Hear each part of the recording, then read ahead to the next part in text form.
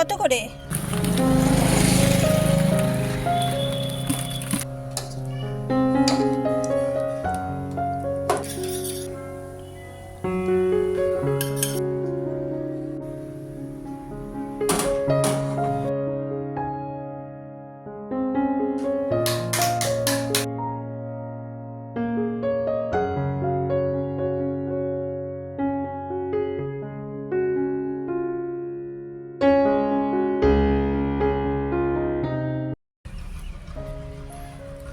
কত করে? 500 বলছে আমার শাশুড়ি। না না 500 করে না দাও। 500। না না ওদিনকে লাস্ট ছিলাম 550 করে দিয়েছিল দাদা, জানেন 550 করে দিয়েছিল। না 600 কি দেওয়া যাবে না, মালের রেট বেশি এসে কিনা আছে। না না তোমরা না যায় আধা কিলো। না 550 করে দেবো না আপনাকে, মালের রেট বেশি হবে, পারা যাবে না দিদি।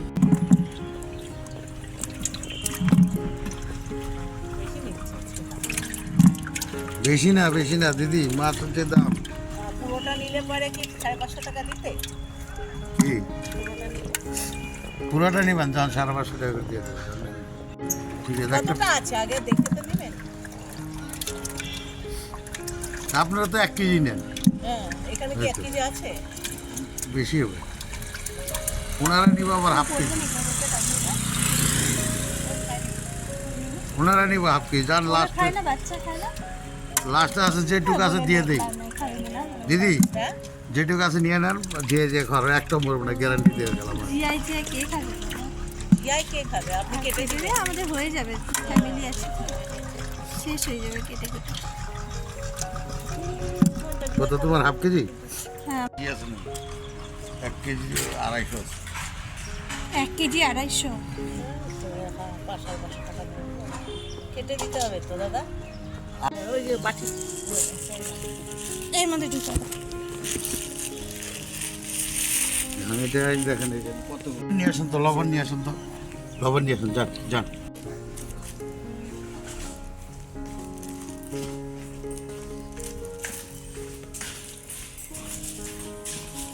মাছ।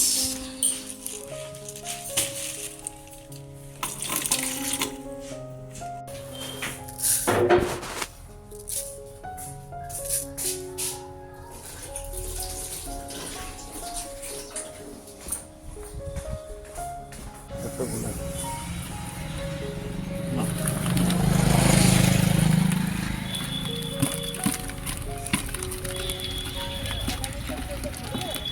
নমস্কার, অনা লাইফস্টাইলের অন্যতম একটি ব্লগে আপনাদের সবাইকে ওয়েলকাম। আশা করি সবাই ভালো আছেন আর সুস্থও আছেন। আমি এখানে চাউমিন বসিয়ে দিচ্ছি, আর চাউমিন যখনই আমি বসাই গরম জলের মধ্যে একটুখানি আমি তেল দিয়ে দিই, রিফাইন অয়েল, আর তারপরে এইভাবে চাউমিনটাকে ছেড়ে দিই। এতে চাউমিন একে অপরের সাথে লেগে যায় না আর খুব ঝরঝরে হয়ে যায়। আর যখনই বয়েলটা হয়ে আসবে পুরো জলটা, তখনই বন্ধ করে রেখে দিই, তারপরে আপনি আপ বাকিটা বয়েল হয়ে যায়। আর তারপরে এটাকে আমি ড্রেন আউট করে নিই। তো এটা করলে পারে অনেক সময় দেখা যায় যে চাউমিন যখন আমরা বানিয়ে থাকি তখন চাউমিনটা পুরো থকথকে হয়ে যায়। তো আমি এভাবে করলে পারে দেখেছি যে চাউমিনটা একে অপরের সাথে লাগে না আর ঝরঝরে হয়, আর এটা যখন কুক করা হয় তখন খুব ইজিলিভাবে এটা কুক হয়ে যায় আর খেতেও বেশ ভালো লাগে।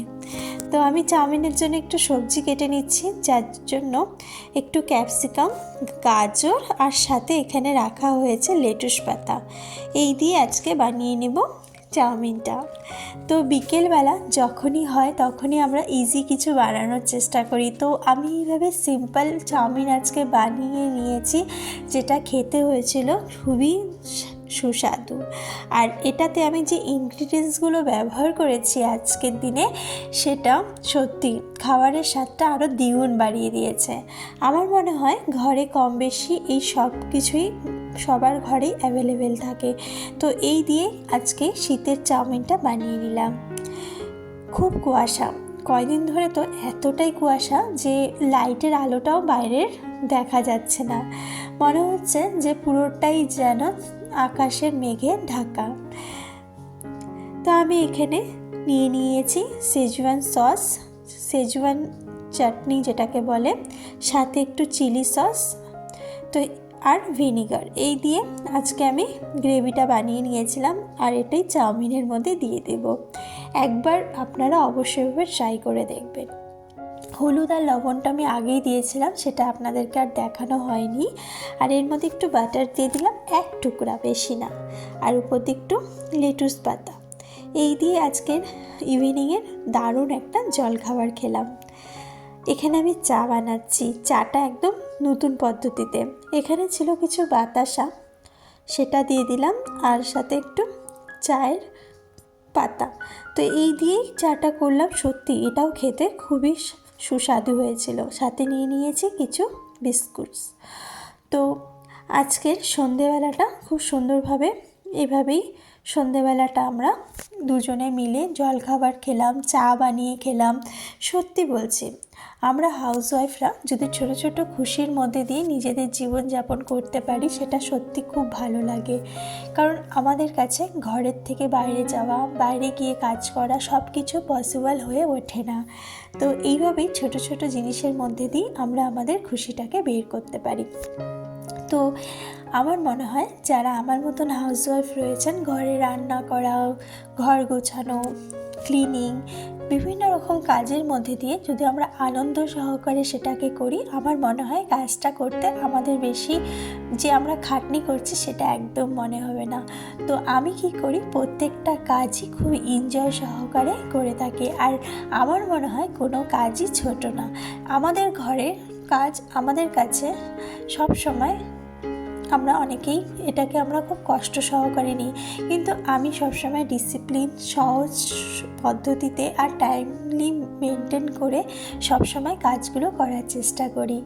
এতে আমার মনে হয় কাজগুলো করতেও বেশ আনন্দ হয়, আর কাজগুলো তাড়াতাড়ি শেষও হয়ে যায়, আর খুব একটা শরীরের যে খাটনি সেটাও মনে হয় না। তো এইভাবে কাজগুলো গুছিয়ে নিলে সব কিছুই ম্যানেজ করা ইজি হয়ে যায়। তো এটা হচ্ছে সন্ধেবেলার রুটিন আমার। সন্ধেবেলা আমি এভাবে, বিকেলবেলা যখন সন্ধেবেলা আমরা দুপুরে ঘুমিয়ে থাকি, ঘুম থেকে ওঠার পরে বিছানাটা এরকম এলোমেলো হয়ে যায়।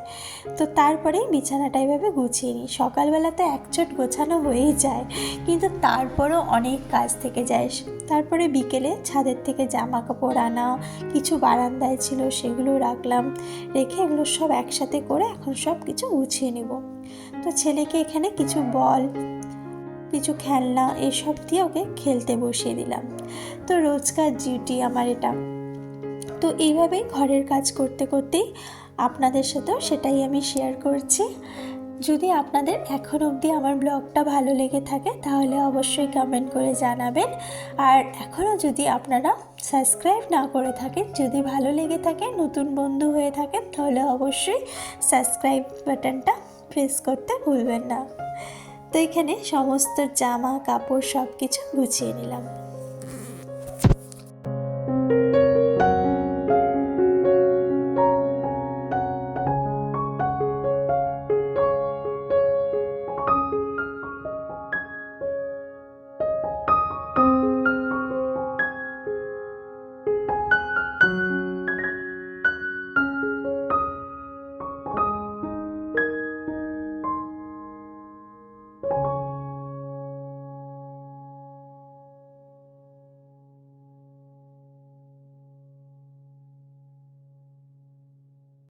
ফ্রিজে রেখেছিলাম এই মাছগুলো। সকালবেলা যে তাজা শিং মাগুর মাছ নেওয়া হয়েছিল, সেই মাছটাকে এখন আমি ভালো করে লবণ দিয়ে আর একবার ধুয়ে নিলাম।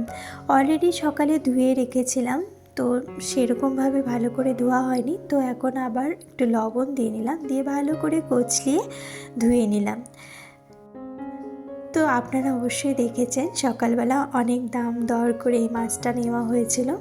ফাইনালি আমাদের এই মাছটা আমরা কিনে নিয়েছিলাম, আর সেই মাছটা এখন রান্না করব। তো এখানে আলু কেটে নিচ্ছি, এটা শীতের আলু। এই আলু দিয়ে মাছের ঝোল করতে বেশ ভালো লাগে। আমি আজকে একটু গ্রেভি গ্রেভি টাইপেরই করব, খুব একটা ঝোল ঝোল করব না। আমাদের এখানে এই শিং মাগুর মাছ প্রায়ই বিক্রি হয়, আর এটা ঘরের সামনে থেকেই আমরা প্রায় কিনে থাকি। খেতে তো বেশ ভালো লাগে। যখন কোনো পেশেন্ট থাকে বা আমরা শুনেছি যে ছোটোবেলার থেকে বড় হয়েছি যে এটা খেলে নাকি শরীরে অনেক বেশি রক্ত হয়, যাদের রক্তের পরিমাণ কম থাকে তাদের জন্য এই মাছটা খাওয়া ভীষণ ভালো। আর যারা খুবই দুর্বল, শরীরে উইক প্রবলেম রয়েছে, তাদের জন্য এই মাছ খাওয়া ভীষণ উপকারী। তো বলতে গেলে এটা একটা হেলদি ফিশ। তো এখানে আমি পটেটোসগুলো এভাবে করে কেটে নিয়ে এর মধ্যে একটু হলুদ আর লবণ মাখিয়ে নিয়েছিলাম, আর এইভাবে মাছগুলো ছেড়ে দিলাম। খুবই সহজ আর ইজি পদ্ধতিতে আজকে এই মাছের ঝোলটা করে নেব। তো মাছগুলো হালকা করে ভাজতে হয়, খুব বেশি ভাজা প্রয়োজন হয় না, তাহলে এটার যে গুণগুলো আছে সবগুলোই শেষ হয়ে যায়। তো আমি হালকা করে ভেজেছিলাম, তার মধ্যে একটু আলু দিয়ে দিলাম আর পেঁয়াজগুলো এভাবে ছেড়ে দিয়েছি, আর টমেটোগুলো এভাবে কেটে নিয়েছি। শীতের দিনে টমেটো অবশ্যই খাবেন, জানেন টমেটো খাওয়া সবার জন্য ভীষণ ভালো, কারণ স্কিনের জন্য বিশেষ করে ভালো। খাওয়াটা অত ভালো না, কারণ এতে নাকি ইউরিক অ্যাসিড হয়। তবুও আমি বলবো টমেটো খেলে আপনারা অবশ্যই বিচিটা ফেলেই খাবেন, তাহলে অতটা প্রবলেম হয় না। তো এর মধ্যে জিরে বাটা, আদা, সাথে কাঁচা লঙ্কা এই দিয়েছিলাম, দিয়ে আজকে এই ঝোলটা করে নিলাম। তো রেডি হয়ে গেল গরম গরম ভাত। তো শীতের দিনে গরম গরম ভাত আর এরকম শিং মাগুর মাছের ঝোল খেতে বেশ ভালো লেগেছিল। তো আজকে এখানেই ব্লগটা শেষ করলাম। আশা করি আপনারা আমাকে জানাতে ভুলবেন না যে কেমন লেগেছে। ভালো থাকবেন, সুস্থ থাকবেন, সবাইকে ভালো রাখবেন। ধন্যবাদ।